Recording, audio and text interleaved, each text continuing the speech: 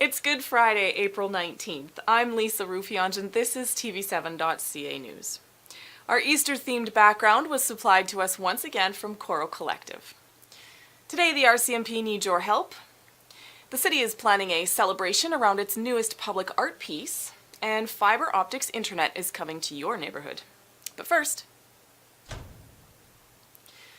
with the abundance of blue and orange all over the past few weeks, you'd almost think the Oilers made the playoffs. But you'd be wrong. It's just election time in our province. Capturing a clear majority of the popular vote in Alberta, Jason Kenney's United Conservative Party wins seats in 63 ridings compared to 24 for the NDP.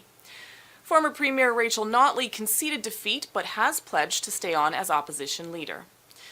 With the highest voter turnout level in decades, this election saw nearly 70% of Albertans cast their ballot. Always one to go against the flow, the City of Edmonton has remained primarily NDP-led, while the rest of the province has elected the majority of their UCP candidates. Here in St. Albert, we have re-elected the NDP candidate Marie Renaud, and for the Morinville-St. Albert riding, we have elected UCP candidate Dale Nally. Prior to the election, we talked to Nally about how the longtime St. Albert resident's background could help our city. This is my first time into politics. I was a senior director, and general manager. Most of my business experience has been managing, large retail franchises between $50 to $80 million in revenue, upwards of 300 employees. So a lot of experience on the business side. I also have a master's in education as well, and that's something that I'm very passionate about. And if I'm successful, I'd like to work on one of the education subcommittees advocating for education, because I think it's really important. If you win. Well, in the experience I have in business is reading profit and loss statements, negotiating with unions. Those are the type of skills, the whole business and financial acumen piece that is very transferable to politics. Because we're looking at, if we are successful and we win, we'll be taking over a $50 billion economy. And certainly there's some comparisons there. And I think it's important that you have candidates with business experience. And that's certainly what I bring to the table. It seems like, at least for the next 4 years, our city will be represented by both the NDP and the UCP parties. Nothing like being in a sea of orange and blue. With so much on the line for our province, this particular election seemed to evoke strong opinions from supporters of all parties. With Jason Kenney now officially at the helm, that leaves most of the western provinces under UCP influence, a stark contrast to the current Liberal federal government. But what will this mean for the next federal election? Only time will tell. One thing is for certain, Albertans are definitely passionate about their politics. Well, St. Albert has 2 libraries? Well, we all know about the conventional library at St. Albert Place. But did you know we also have a tool library? And they are today's business spotlight.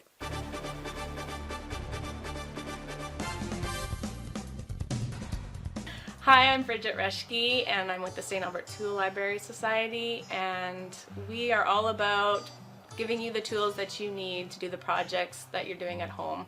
So instead of going out and buying that expensive tool just for one-time use, you can come here and use us. The St. Albert Tool Library is an environmental initiative that we started up about a year ago, and we got some funding from the City of St. Albert to buy a trailer and start collecting community tools. And so we're collecting renovation, garden, and hobby tools for the people to use. We have about 300 tools.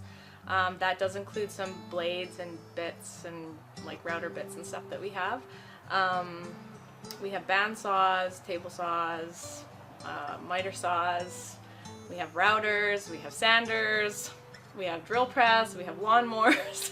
So we got a lot of garden stuff, we got a lot of, we're getting more renovation, but we're still in need of hobby tools. So things like leather making or craft supply type kind of tools that you would use to do hobby work. There are other tool libraries all across Canada, and yeah, I don't even know exactly how many there are right now across Canada, but we do have one in Calgary, one in Edmonton. They just started up not too long ago, so it's all kind of a new initiative for Alberta. Our number one challenge is just getting known in the community right now. We just really need people to help us spread the word and yeah, get us known, and that we're out here, and this is another option to tool rental or tool borrowing. If you don't want to borrow from your neighbor, You can come borrow from us. You don't have to worry about, all the stuff that can happen with neighbors sometimes. Hey, we're the St. Albert Tool Library, and you can find us at www.satls.org. Come check us out.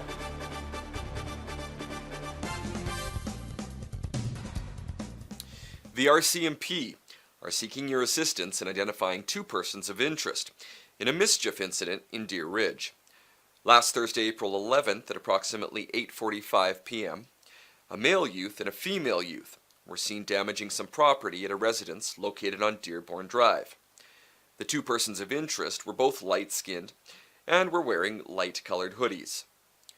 The male had a checkered or plaid shirt tied around his waist and was wearing a dark-colored backpack. If you have any information about this crime and would like to remain anonymous, contact Crime Stoppers by phone at 1-800-222-TIPS. That's 1-800-222-8477. Crime Stoppers does not collect information about your identity, and a tip leading to an arrest may be eligible for a reward of up to $2,000. Are you perhaps looking for a job? Well, the City of St. Albert and various partners are hosting a job fair to connect local employers with job seekers. This job fair will allow you to meet and talk to local businesses and employment service agencies. Perhaps you need help with your resume? Well, you're in luck. There will be resume and career support on site, and this job fair is taking place today from 11 to 5 p.m. at the St. Albert Inn. Admission is free.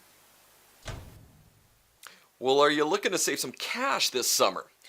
Rain collection barrels are a great way to economically maintain your lawn and garden. On May 4th, while quantities last, the city will be selling rain barrels for only $50 each. They will be available starting at 8 a.m. at LBH Building Center in Riel Park and are sure to sell out. The 208-liter or 55-gallon rain barrels have a unique shape and are a neutral color that will blend into any gardenscape. They are constructed with up to 50% recycled materials, include a spigot, mosquito mesh, lid, and overflow hose that can be linked to another barrel and connect easily to your existing downspout. The rainwater you collect is soft and non-chlorinated, which can stimulate plant growth and make soil healthier. For more information about the Rainwater Barrel program, check out the city's website. And if you're looking for some ways to stay busy and have fun over this Easter holidays, there are a few things happening out and about in our fair city. Fountain Park Recreation Center has public swimming today right through to the 22nd. For times and costs, please visit the city's website. A little less fun, but always necessary, Canadian Blood Services also has a blood donor clinic being held at the St. Albert Seniors Association on the 20th. New blood donors are always welcome. And Spruce Up St. Albert, the citywide neighborhood cleanup takes place on April 21st in celebration of Earth Day. Participants are encouraged to meet at Lions Park between 1 and 4 p.m. and choose an area to tidy up. For any information, please visit the City of St. Albert's website. Telus announced recently it will be upgrading St. Albert's broadband connectivity in the near future. Investing $100 million to directly connect over 90% of homes and businesses in our city, Telus's Pure Fiber network is among the most advanced communications infrastructures available in the world. Connected residents will be able to take advantage of equally fast download and upload speeds and more. Telus says a direct connection to the new network comes at no cost to taxpayers or residents. Beginning construction in June of this year, expect to see Telus trucks in your area, with completion estimated sometime in 2020. As always, here's Crystal Lucier with Financial Focus. I want money.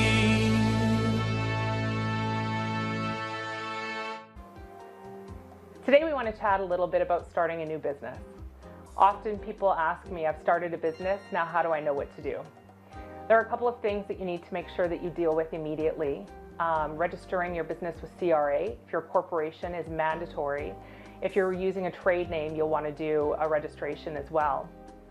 You also want to make sure that you open a business bank account. Whether you're a corporation or a proprietorship, you want to keep your finances separate from your personal for many reasons, including a potential audit. You want to track your expenses and keep all of your receipts so that you don't lose out on potential expense claims.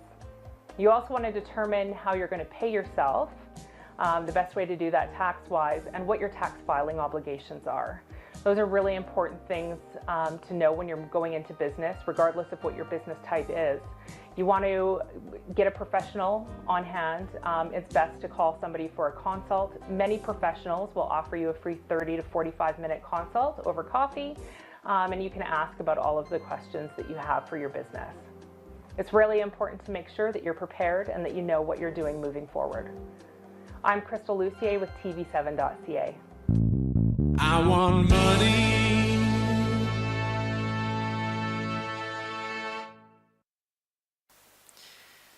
The City of St. Albert invites you to a special event on May 2nd in the downtown core. Participants will celebrate the newest addition to art in public places, titled Bird Has the Ways by Dylan Toymaker, and discover the city's cultural assets story map at the year's first Art Walk. Mayor Kathy Heron has said, introducing residents to the cultural map and Bird Has the Ways as part of the Art Walk highlights how culturally rich St. Albert is. It also emphasizes how important community is to our local art scene. The cultural map identifies and documents the cultural resources of our community. It currently features over 170 assets in 7 categories, including arts and heritage organizations, cultural industries, and cultural and natural heritage. During Art Walk, residents will discover the new cultural map through the first ever public demonstrations of the web application. Already illuminated in the night along St. Anne Street is the recently completed glass railing for the new Art Gallery of St. Albert access ramp. The artwork for the ramp was created by light and installation artist Dylan Toymaker and is titled Bird Has the Ways. Art Walk participants will be able to create their own illumination-based artwork through a lantern-making activity where they will experience creating with light. The lantern activity and culture map demonstration will take place at the plaza in front of St. Albert Place from 6 to 8:30 p.m. Meet and greet with Dylan Toymaker happening in front of the Art Gallery of St. Albert will take place from 9 to 9:30. Michelle Parker's pumped, and she's here with Let's Get Fit.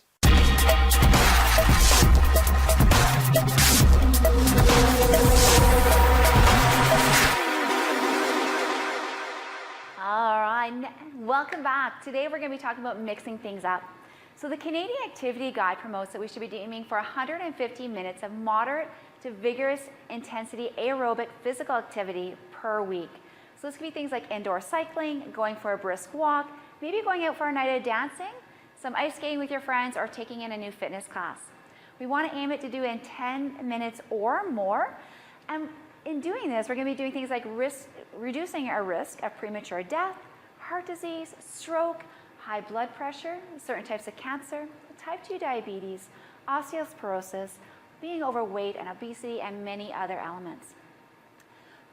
Doing this activity can lead to improved fitness, strength, as well as mental health, morale, and self-esteem. These can lead to positive impacts in both work as well as at home. I have witnessed people standing taller and prouder. I have seen pride in people's faces as they completed their first 5-kilometer run, thinking they couldn't do it. I've heard stories from family members commenting on how nice their parents are to be around. And I personally have been grateful for the speedy recoveries that come from injuries and illnesses when they fall to those we love when they are in good fitness. All right, today's move of the week, it is the push-up. The push-up targets so many muscles. It's got our triceps in there, our biceps, our deltoids, our rhomboids, our traps, and so much more. And there's lots of alternatives with this exercise. There's your tricep push-up and your shoulder tap push-up is just 2 examples. So without further ado, I'm going to actually demonstrate what our push-up is going to look like for us. So when you're coming down into your push-up, we're going to start in what we refer to as plank set position. So with that plank set position, I want to make sure your wrist is stacked underneath that shoulder. So I don't want to see you back here. Make sure you're centered over top of those wrists. Your glutes are engaged. So we're going to squeeze those butt cheeks. We're going to squeeze our quads and hamstrings. So we have a nice strong and long line from your shoulders all the way down to your heels, drawing that belly button up towards your spine. From here, we're going to take it down into your push-up, lowering down in one smooth movement and coming back up. Now there's lots of variations. One would be to drop down onto your knees, lowering your chest towards the floor and bringing it up. Now whether you're doing it from your toes or from your knees, what I do not want to see is that your pelvis drops down, arching and putting pressure on the back. Always make sure it's elevated and engaged as you lower down and press back up. Now, if you find these two not the right move for you yet, think about putting a bench, a chair, coffee table, or doing it off of a wall. Lots of options for starting, and this will slowly progress your way down to the floor when you're ready. All right, that's our move of the week, everyone. Thank you so very much for joining us here today. And from TV7.ca News, I'm Michelle Parker.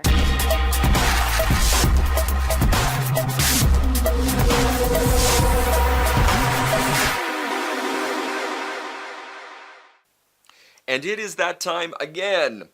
The city is launching the 2019 Spruce Up St. Albert program, presented by TD. They have a variety of events and activities to participate in from April to October, and they invite you to take part and help keep St. Albert clean, green, and litter-free. The kickoff to the program will be held at Kinosheo Elementary School on April 24th at 1:30 and will feature an assembly followed by a schoolyard cleanup as part of their Earth Day activities. There are several ways to get involved with Spruce Up this season. The program includes Clean and Green Riverfest, schoolyard cleanups, neighborhood cleanups, and becoming a partner in parks. Find out which program is right for you by visiting stalbert.ca/spruceup. The City of St. Albert and the Sturgeon County held their first meeting of the Recreational Intermunicipal Collaboration Framework, or the ICF Task Force, on April 5th. This project is intended to identify shared recreational opportunities and challenges for the two municipalities. The task force will also develop mechanisms to address these opportunities and challenges in a collaborative manner. At the initial meeting, the city and county discussed the values and principles of collaboration required to move the project forward. Task Force also appointed Sturgeon Mayor Alana Hnatu and St. Albert Councillor Ken McKay as co-chairs. The Sturgeon County Mayor Alana Hnatu has said Sturgeon County and the City of St. Albert have been working collaboratively on a number of initiatives over the past few years, and we look forward to a similar approach for the Recreation Intermunicipal Collaboration Framework. Councillor Ken McKay has added, the City of St. Albert has much in common with Sturgeon County, and these types of frameworks are very helpful in focusing our discussions and identifying areas of mutual benefit. And that is it this week. If you have any community events or news you'd like to share with our viewers, please send us an email at news@tv7.ca. From all of us here at tv7.ca, I'm Paul Huckalak. Happy Easter to you all, and have a great week.